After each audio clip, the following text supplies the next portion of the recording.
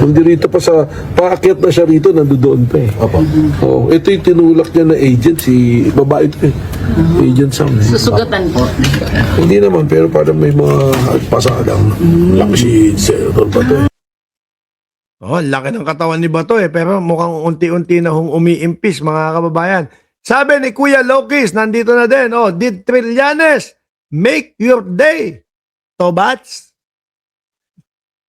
Bukang bibig ni Bato de la Rosa at nila Robin Padilla ho.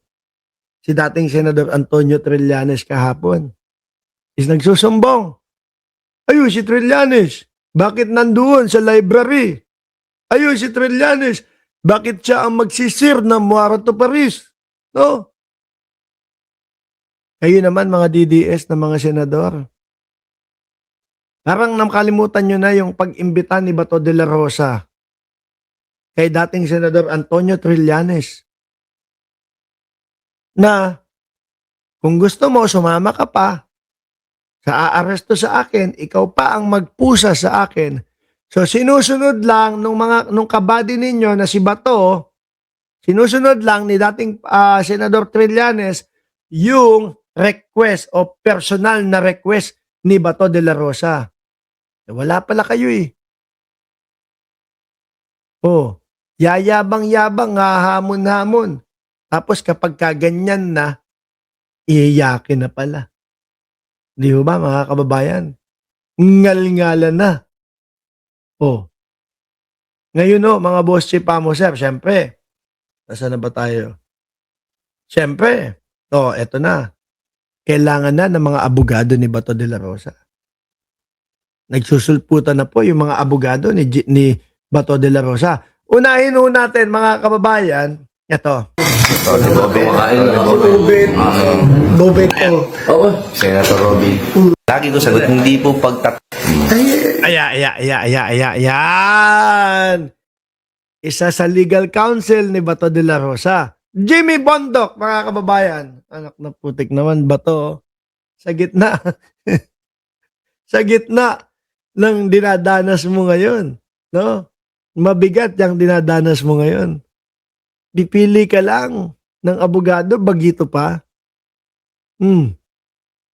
Baka lalo kang maidiin yan. Minsan may mga sinasabi yan na alam niya na posible siyang makasuhan. Kagaya na lang ng paghiwalay sa Mindanao.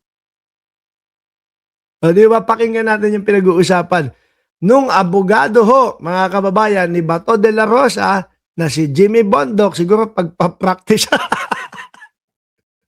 Hindi mo, ang bilis naman tumalon ni Jimmy Bondoc naman kasi, pagpapracticean pa yung kaso pa ni Bato de la Rosa. E di kapag kaya nadala doon, wala na. 0-1 na agad. No, hindi pa naman ho talo sa kaso, pero kumbaga ho, ang madala si Bato de la Rosa doon sa dahig sa ICC, kumbaga ho, pagkatalo nila yun, kasi yun yung ipinaglalaban eh. Huwag madala si Bato de la Rosa eh. Di ba? Again, pakinggan po natin yung abogado ni Bato de la Rosa na mukhang pagpapracticean po yung kaso ni Bato de la Rosa. Kamusta po, Senator Bato? Okay naman na kayo, Jim. Salamat at ako, salamat talaga po sa personal sa tulong mo. Si Bobet. Bobet po. Oo. Senator Robin.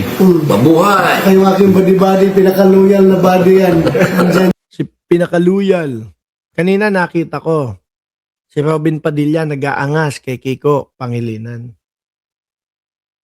Paano hindi mag-aangas? Alam niya, 4, 5 yung haharang para umawat sa kanila. Alam niyo naman po mga kababayan di ba? Yung tipong kapag kayong madami kang nakikita na umaawat sa iyo, lalo kang pasugod. Hindi, wag yun. Akala mo hindi bobo kung magyabang doon sa Senado. Yung tipong alam niya na dalawa yung nasa kaliwa, dalawa yung nasa kanan para awatin siya. Tapos, susugod pa kunyari. Pulpul. Yan palagi all the time. Salamat may nagtanong sa akin, ba't nagtatago si Bato? Ang lagi ko sagot, hindi po pagtatago yun. Pagtataguyod yun, sabi. Naku po, paulit. Kay ano pa yan? Uy, Jimmy, wala na ba iba? Naririnig ko na yan simula nung kay ano eh. Simula po nung inaaresto si Junior Aguila. Oh. Diba? Nung inaaresto si Junior Aguila o aka Kibuloy, naririnig ko na po, hindi po pagtataguyod. Hanggang ngayon, kay Bato, yan pa din ang gamit mo, paulit-ulit. Ba naman yan? Tama, galing. Magtatagoy. Tama ka. Kung lang tayo, kung wala akong pangarap para sa ating bansa, ang pangarap ko lang para sa sarili. Uy, dinamay niyo pa kami. Simulat sa pool naman, hindi namin naramdaman na may paki kayo sa mamamayang Pilipino. Ang nakikita lang namin sa inyo lagi, pangarap nyo sa mga Duterte. I can be very careless. I can be very careless. Ako, nag-iingat lang rin ako talaga. How can you fight if you are neutralized? Diba? You have to fight for this country. So, you have to preserve yourself. Salamat, Senator. Tsaka ngayon lang ako nakakita na kung sino pa yung hinuhuli, yun pa yung nag-exercise ng maximum tolerance. Kita mo na. Unok na po. Sigurado ka. Kakakwento lang ni Melvin Batibag eh. Siya yung tumulak doon sa dalawang NBI agent na babae eh. Oh. Ano sinasabi mo maximum tolerance si Bato de la Rosa? Mga DDS talaga sinungaling ano. Nakita niyo yung pa-live ni Amy Marcos? Bakit po nandito? Pati po yung NBI director. Nandito na din po. Hindi na po ba kami pauuwiin? Aarestuhin na po ba kami?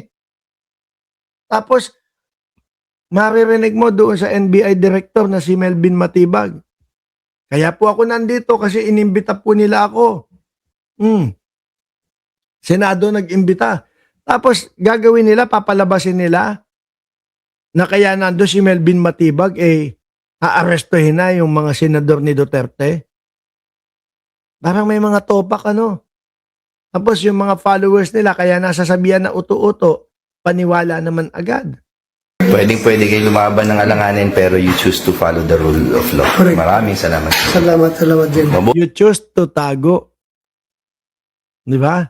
Mas pinili mong magtago. May warrant of arrest na, Jimmy. Oh. Sumusunod pa din ba yun? Sabi ni Abel Gonzales, wag na kayong plastic, mga aso ni Gong, para sa bayan daw. Daw.